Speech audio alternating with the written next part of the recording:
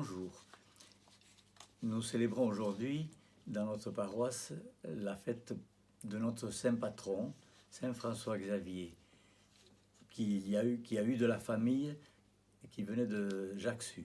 Nous célébrerons donc à Ajaccio cette fête. Je vous lis à cette occasion-là une lettre de Saint François Xavier à Saint Ignace de Loyola de l'année 1540 à peu près. Voici ce qu'il lui écrivait. Nous sommes allés à des villages de néophytes baptisés voici peu d'années. Cette région n'est absolument pas habitée par les Portugais, car elle est très stérile et très pauvre. Les chrétiens indigènes, privés de prêtres, ne savent rien, sinon qu'ils sont chrétiens.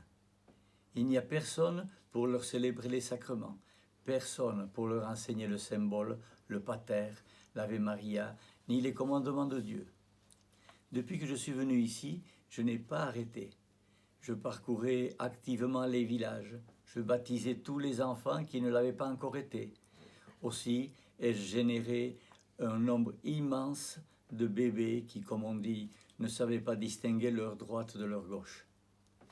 Quant aux enfants, ils ne me laissaient ni réciter l'office divin, ni manger, ni me reposer, tant que je ne leur avais pas enseigné une prière. Alors j'ai commencé à saisir que le royaume des cieux appartient à ceux qui leur ressemblent. Dans ce pays, quantité de gens ne sont pas chrétiens uniquement parce qu'il n'y a personne aujourd'hui pour en faire des chrétiens.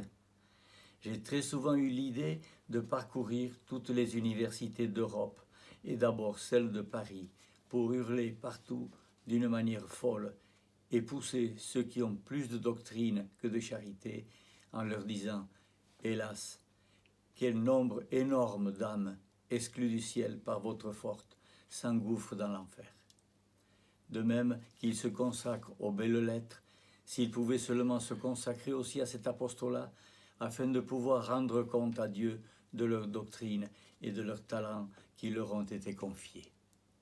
C'était une lettre de François Xavier à Saint Ignace, son supérieur. Voilà. Je vous souhaite un bon dimanche.